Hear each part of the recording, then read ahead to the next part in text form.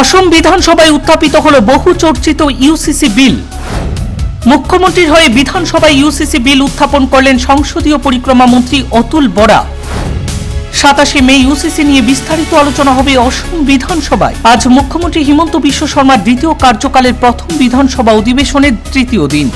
রাজ্য সরকারের মন্ত্রিসভায় অনুমোদনের প্রায় 2 সপ্তাহ পর 25 মে অসম বিধানসভায় উত্থাপন করা হয় ইউনিফর্ম সিভিল কোড অর্থাৎ ইউসিসি বিল।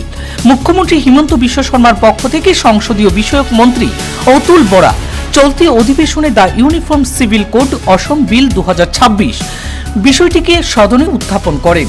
আগামী 27 মে এই বিল নিয়ে আলোচনা ও পাশ হওয়ার সম্ভাবনা রয়েছে। মুখ্যমন্ত্রীর দ্বিতীয় কার্যকালের শুরুতেই 13 মে অনুষ্ঠিত প্রথম মন্ত্রিসভার বৈঠকে ইউসিসি আইনের খসড়া অনুমোদন পায়। এরপরই মুখ্যমন্ত্রী ঘোষণা করেছিলেন যে 21 মে থেকে শুরু হওয়া চলতি বিধানসভা অধিবেশনেই প্রস্তাবিত আইনটি উত্থাপন করা হবে।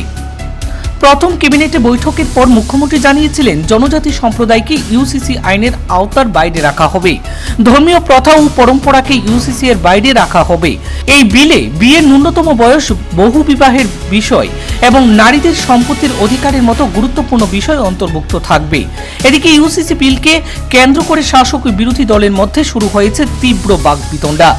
বিরোধী দলের বিরোধিতা করায় কংগ্রেসকে কড়া ভাষায় আক্রমণ করেছেন শাসক দলের একাধিক বিধায়ক সুশান্ত বরগোইন বলেন, ইউসিসির মাধ্যমে সকল নাগরিক সমান সুবিধা পাবেন।